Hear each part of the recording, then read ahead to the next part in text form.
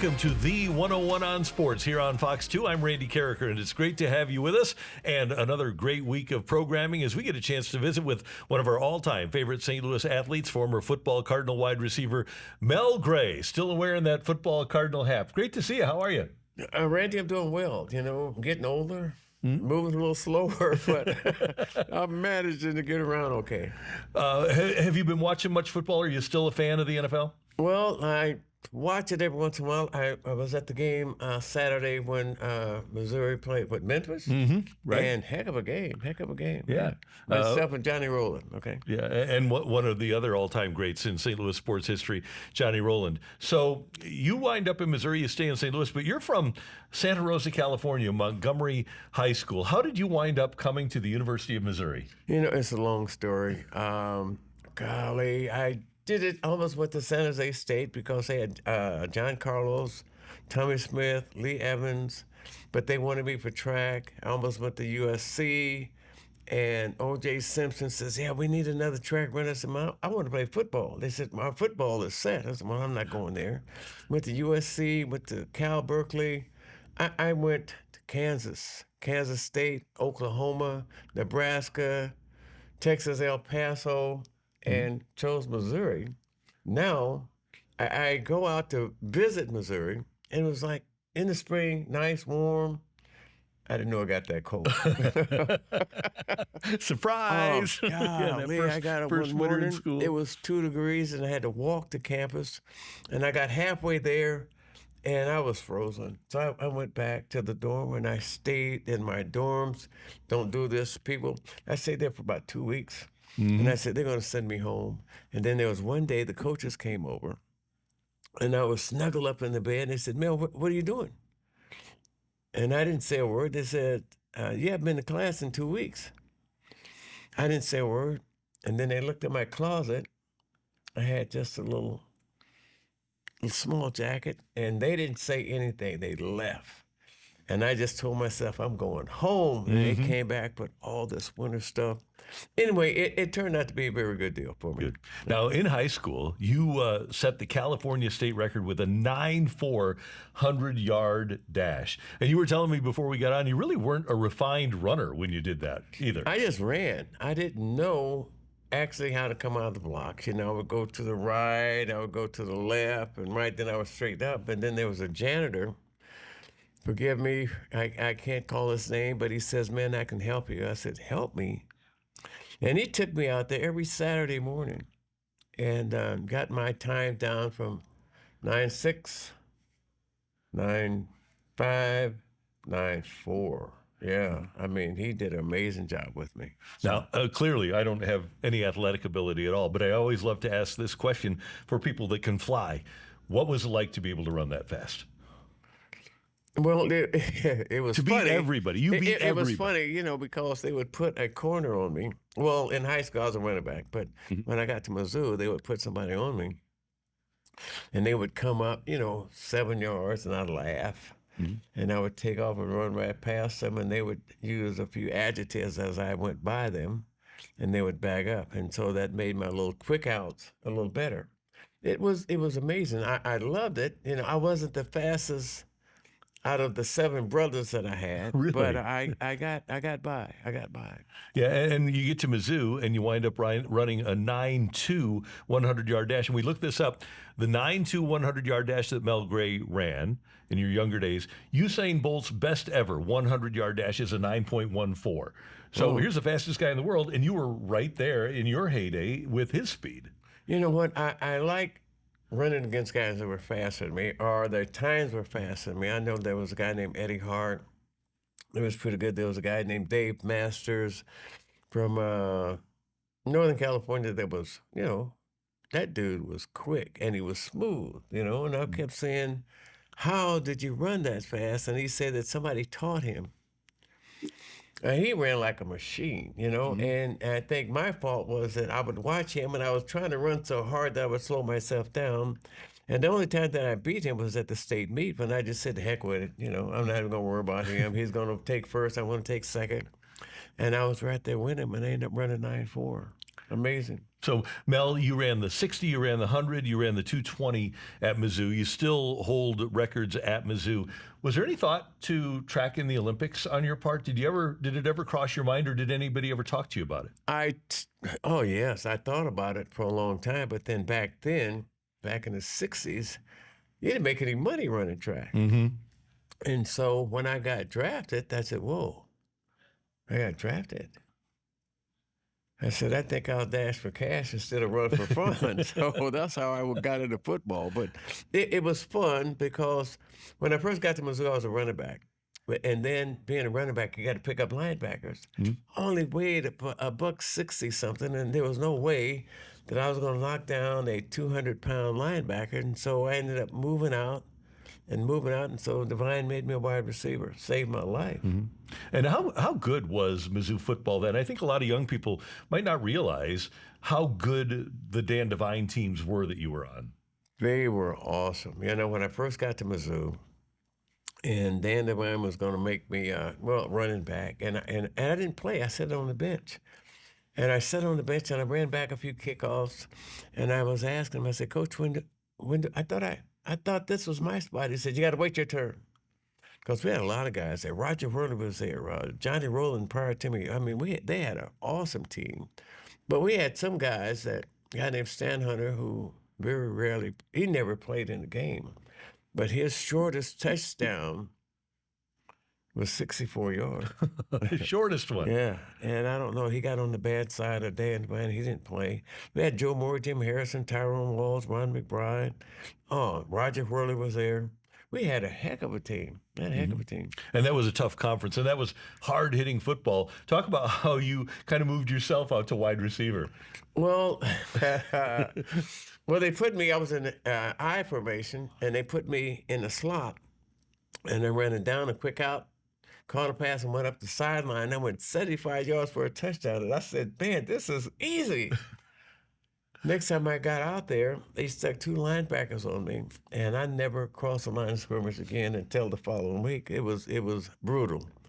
But I'm going to say I had fun, but it was a different kind of fun. But I thought they were going to kill me out there. That was hard-hitting football. Yeah, and then slowly but surely you're moving away from the line of scrimmage, getting further and further outside to get to the wide receiver spot, right? And so Dan said I was messing up his offense, so they stuck me at a wide receiver, which kind of saved my life, you know. Mm-hmm.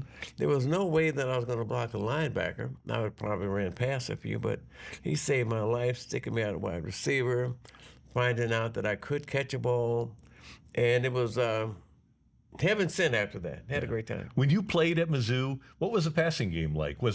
First of all, was it simple? And second of all, did Dan use it much? We had some great running back. Golly, we had Joe Moore, Jim Harrison, Ron McBride, Tyrone Walls, Greg Cook. We had running backs. Mm-hmm. And they ran the ball quite often, but then they would throw. They brought in Terry McMillan from Florida. And Terry was not a bad quarterback. I'm not going to say the best. But he got me the ball periodically, and sometimes he overthrew because he threw the ball too far. But then it turned out to be fun for me, you know, out there just running routes and catching passes and scoring touchdowns. It became fun until I got to the pros.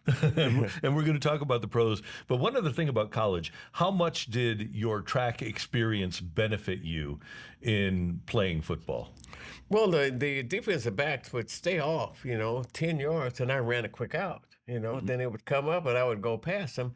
So they would put a safety and sometimes a linebacker on the inside and the corner. I had to run past 3 guys, and then Dan Devine he was already smart, and he would run to the other side. But it was amazing trying to get past 3 guys, one person. Sometimes I got past them, sometimes I came across the field, sometimes I ran the post corner.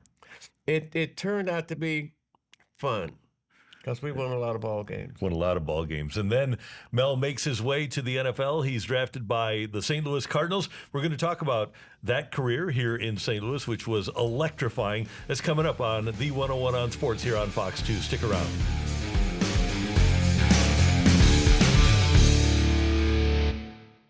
Welcome back to the 101 on Sports. It's great to be visiting with former football Cardinal, the great Mel Gray, who, by the way, has a golf tournament coming up on October 2nd. We're going to talk about that as the show unfolds. But, Mel, you get drafted by the St. Louis Cardinals, so you stay in Missouri after being a California kid, and you come to a team with a coach named Bob Holloway. What I remember is that you had back-to-back 4-9-1 seasons under Bob Holloway. What are your memories of your first couple of years in the league under him? Well, coming in under Bob Holloway, I didn't play that much because they had John Gilliam and Dave Williams out at wide receiver. It was three of us. And then Holloway, every time a person got cut from Minnesota, we picked him up defensively. And then we ended up getting Gary Quazzo, the quarterback. And forgive me, Gary couldn't throw the ball that far. And he threw like short 20-yard passes, and then so we ended up going back to Jim Hart.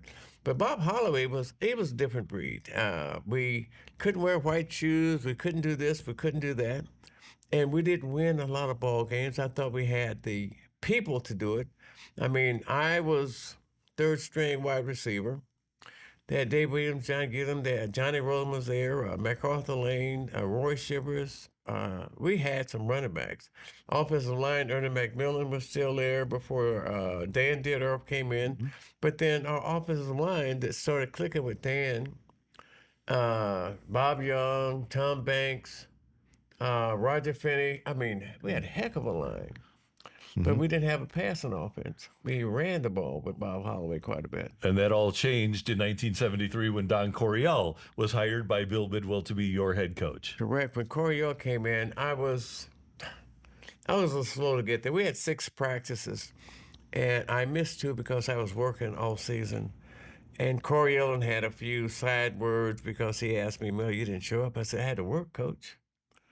And he thought about it, and I think before the season was over, he came in and he apologized to me, but he turned out to be probably one of the best coaches that they've ever had, and I was sorry to see him go. And especially for you, a fleet wide receiver, when he put Jim Hart back at quarterback, Coryell did, and then started throwing the ball to you and brought in Terry Metcalf, it really changed not just the Cardinals, but it changed the whole NFL, didn't it? It changed the dynamic. Coryell came in with this offense. I mean, run and shoot, not run and run. But when he came in and we started throwing passes down the field, and I started passing guys and catching passes, it was wonderful. I mean, the first year he got there, we won 4 games, but they were exciting, But then after we learned his type of offense with Joe Gibbs and Jim Hannafin, we had a dynamic, wonderful offense over there. I can't imagine what it must have been like after having 3 straight years of 4-9-1 when you get off to the 7-0 start in 1974. What was that like? To tell the truth, we started thinking Super Bowl. I said, man, we're 7-0. We're 7-0. And we were all jumping down about it. Then we go to Dallas and lose. But then it was still an offensive dynamic football team. We had some great players to come in. Terry Metcalf, one of the ones. I hope I'll probably see him this weekend. But with Terry, and when he put the ball in his hands, we knew something was going to happen. Then we brought in Jim Otis, the power back. And Jim Otis, I'm going to say this, I think he fumbled maybe once or twice the seasons that he was there with the Big Reds. Awesome. Tough, running back, nose to the grindstone. Offensive line, I think, was probably one of the best in the NFL. Yeah. They were great. I want to talk about a couple of things. Number one of my favorite highlights in the history of sports, I love watching it, and I've mentioned this to you before, is you spiking the ball between Benny Barnes and Charlie Waters after you scored a long touchdown on them. They're prone, laying on the ground, and you come back to them and spike the ball right at their heads, which would be a 15-yard penalty now and wasn't then. Was your disdain for those 2 guys, or was it for the Cowboys in general? Well, it was for the Cowboys in general, but those guys were around: Benny Barnes, Charlie Waters, Cliff Harris. Cliff Harris. It was, I just want to get under their skin, make them angry. And I did. I think I did it once. And And the coach, Tom Landry, was coming down the field, and he was hollering at the referees, unsportsmanlike conduct, and he always wore his hat. And I hollered at Coach. I told him, hey, take your hat off of my house. And they didn't like me after that. They were trying to kill me. And they did a pretty doggone good job. But it was fun playing against the Cowboys, man. They were America's team, and we were trying to tell people that the Cardinals were the American team. But anyway, we had our work cut out with them and George Allen with the Redskins. They were the toughest teams in our league back then. But if we got past the Cowboys, we thought we had it made. But we missed out going to the Super Bowl. Going to the playoffs several times, and I thought we should have made it. Mm-hmm. When you had success against Dallas, when you had that personal success, how did those guys react? I know that they didn't like it, but did they ever come back and say anything to you? Oh, wow, did they? Harvey Martin, I scored a touchdown against Dallas in Dallas, and I was getting ready to spike the ball, and Harvey Martin came over and just shoved me back about 4 yards. I just looked at him, and I'm scared to death, right? Mm-hmm. And I looked over at the sidelines, and Tom Banks, Bob Young, Conrad Dover, they all stood up, and so I spiked the ball in his face, but I kind of ran. I stepped back a little bit, too. I wasn't that crazy. And Harvey Martin was, they had some big guys. They hit too tall. They had some big guys. Bob Lilly. They had some, they were good. Yeah. Okay. They were really good. They were good. They were good. So you guys play a Monday night game down there. I don't remember which year it was, but you guys beat them in a Monday night game. And you guys show up on TV with Cowboys Eat Bird Blank T-shirts. I don't know if you had one of those. Terry Metcalf showed up, but it seems like there really was personal animosity, and maybe that was fostered by Don Coryell against the Cowboys and especially against the Redskins. As a matter of fact, it was Terry Metcalf, Wayne Morris. Mm-hmm. Wayne Morris had those. They had those shirts made up. Mm-hmm. And we weren't smart enough to sell them, but those people went out and sold those shirts and made a bunch of money. And we wore those shirts, especially for the Cowboys. Cowboys Eat Bird Bleep. It was funny, but for some reason we didn't like Dallas. Coryell had it. He talked. Mel, I still hate Dallas. I said, man, we're gonna kill those guys, and we wore those shirts. I think it angered them, but we had fun. It was fun back then. Yeah, God, it was fun. Yeah. Mel Gray with us on the 101 on Sports. Coming up, we're going to have Mel compare his offense to the greatest show on turf and then tell you about Mel's golf tournament coming up as well. It's the 101 on Sports here on Fox 2. More coming up.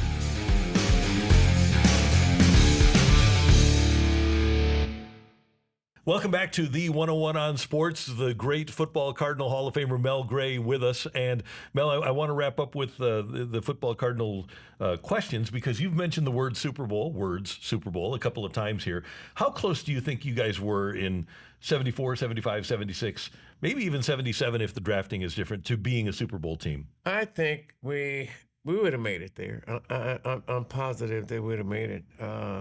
Now, there were some people that we drafted that we probably didn't need, and I thought it was just a money deal between the owner and the players. He didn't want to pay that much money. And we lost a bunch of guys that I thought could have helped us, and we got rid of people that I thought could have helped us. I wasn't involved in it, but we would make a list in camp on who we're going to keep, and we were wrong. We were wrong a lot.